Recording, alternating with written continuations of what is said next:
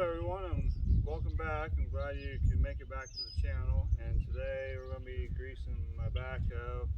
And last week I had a broken Zerk fitting. I never had one broke before. So we're going to be changing that, and I guess a little rundown on the fitting itself. And this is the reason for the video, I guess. And why I'm at it. I'm gonna just grease the rest of it because I want to do some more digging this week, hopefully, if the weather permits. Today is kind of gloomy and dark at times. I didn't want to get started and get rained out, or I got something I want to smoke this today, so I didn't want to go too far. So with that being said, we'll get started and show you what's going on, and hopefully you like this video. So I'm going to talk about my setup real quick.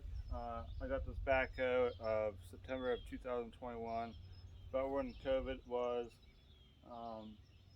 and then I got the tractor of October of 2019. They do sell the Kioti BK 215. It's exactly like the Kioti KB 2475L backhoe. The only thing is it's just black. I think at that time they were a little over 4,000. At that time, this was like 7,000 or 7,200, or no, maybe 75. Yeah, 75. So quite a bit of savings. The only reason why I didn't go that route is because with the pandemic and the shortage of everything, hard to get.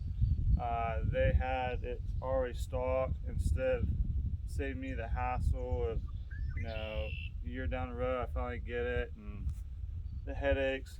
And I trust my dealer, so Lamb & Webster is the way to go for me if you're local around.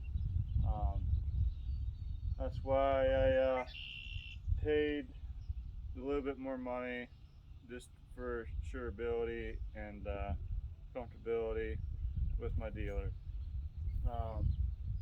With that being said, I'm going to show you some stuff. So hopefully you guys can see this. I picked these Zerk fittings off of Amazon. There's a 6-piece. I think they're 10 some. The shipping is a little expensive too. It's $5 or $6. These are a BSP, which is a British standard pipe fitting. That's what they use on the V-stop backhoe, and I'm pretty sure it's the rest of on the tractor itself. So that's a British standard pipe fitting, Zerk fitting, and it's a 1/8 by 28. So if you need one, that's the size. Also, a lot of those fittings are a 10 millimeter. So you got, I'll show you real quick. So here's a 10 millimeter, 10 millimeter, 10 millimeter, and then you would think this would be a 10 millimeter. Nope, it's 11 millimeter. So no big deal, right? Wrong. And I'll tell you why. And I already got dirty. So let me try to clean this off real quick for you guys. So that's 11 millimeter, but you have to grind an old socket that you don't want to get ruined, and grind this outside edge down, because if not, it will not go in that pin, that slot. I'll show you. So don't mind the bouncing or the wind noise. So you can get a 10 in there, perfect. The 10 goes in, but it's not the right size. And that's 11, and the 11 will be perfect size this outside. So you have to grind it down in order to get this thing in there just right. Now, how stupid is that? Now, I do know when you do get the thumb like I did, there's going to be certain differences. This this pin's gonna be longer. I think this is the same pin, but don't hold me to that. If it was the same pin, I don't understand why it wouldn't be the same size. But I know definitely this pin is definitely different. It has to be longer. Yeah, just so you guys know, if you ever do change your Zerk fitting, that's a bigger size, and not only that, you're gonna have to either find a special socket or grind an old socket down. So that stinks. But once I replace this fitting, it should not break. I'll insert a picture of the broken one, but for time's sake, this is what it looked like. It's just like a brass fitting, and it just, you know, broke off. And I just put my grease gun on it, went to pump it, and it's just separated. So that's the reason why it's broke. We'll tear it apart, and I'll change it out, and then show you guys what it looks like afterwards. So I'm gonna do that right now, and get this puppy going. I'm sorry, I know I'm jerking you guys around a little bit. Sorry for that. I need to find my ratchet. There it is.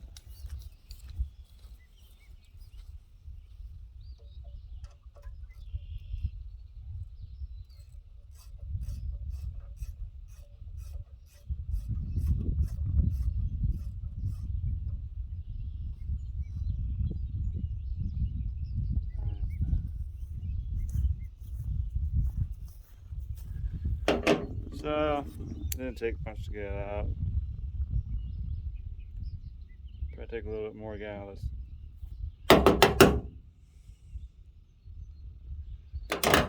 Let me clean this up so you guys can see what's going on here.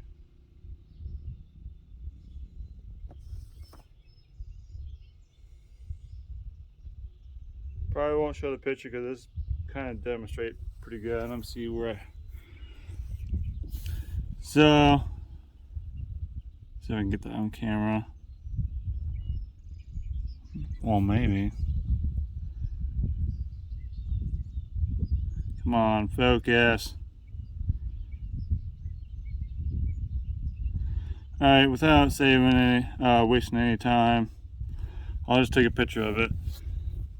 But anyways, it broke off, it separated, and then you get the spring inside, and it just blows my mind.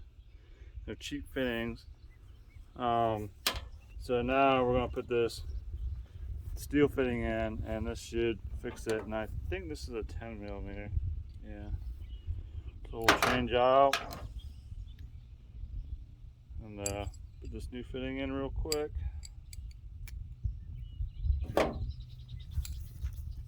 Again, this is a 1/8 by 28 DSP. For you guys that didn't catch that, or just joining in.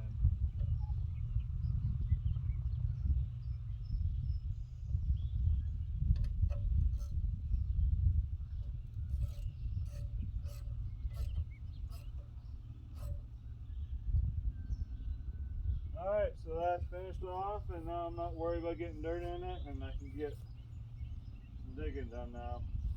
Now, I have heard stories of people breaking fittings off on this type of backhoe, and I'm assuming because it's all brass, and they probably were saving some cost somewhere. Eventually, over time, I'll replace them all as I go.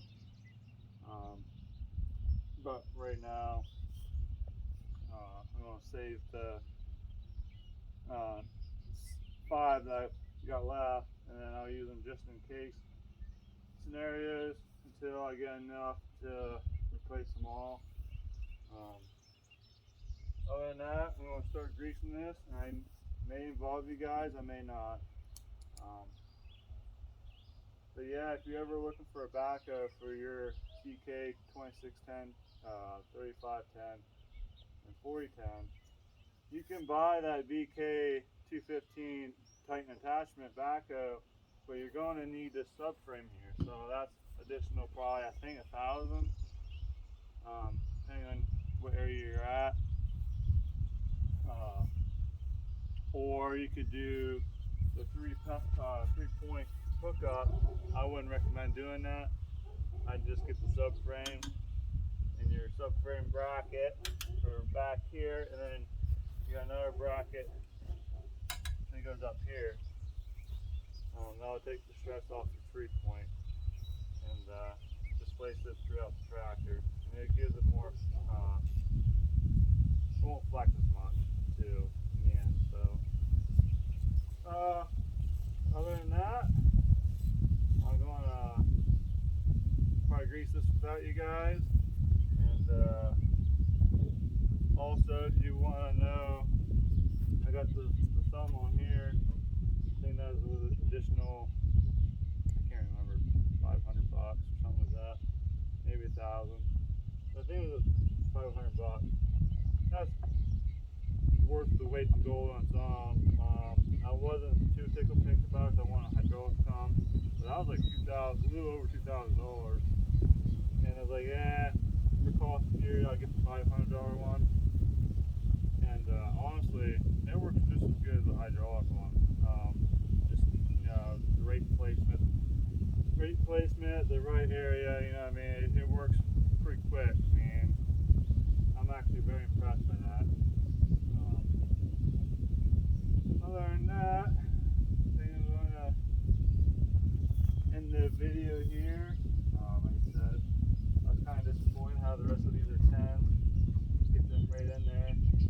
But then that one, honestly, my luck, you know, was 11, and I had to grind that socket down. So every socket I tried wouldn't fit in there. So instead of ruining a 6-point, I ruined a 12-point, which was fine by me. And that, I'm